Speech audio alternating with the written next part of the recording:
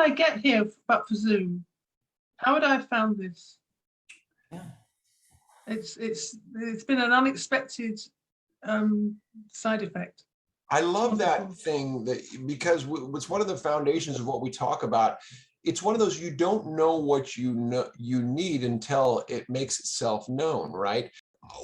We validate each other from an emotional standpoint, and we hear each other in ways, because when Parkinson's is put out there, it is often thought of as, a movement disorder. The emotional side of it is not considered nearly as strongly. However, I think we're discovering, the more we play, particularly on that level, the value of understanding and strengthening our emotional intelligence. To that end, Susan?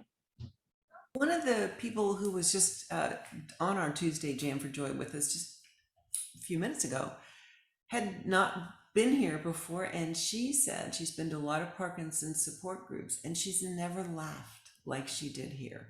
Right. And she said how much she loved that, Right. as a support group. And now we're not all necessarily people with Parkinson's, but we're in the neighborhood but on Tuesdays, we bring in everybody. Right. We can bring in everybody. And I think it's important that we stay off of that label on purpose, support groups, because of the stigma attached to it. Exactly what she said. Yes, there's support in this group. This is a play shop. That's what this is. We get support from it. Yes. However, because people tend to think of, not everyone, but tend to think of support groups as places to hear complaints and no laughters, this is a direct response to that. BJ, you got something?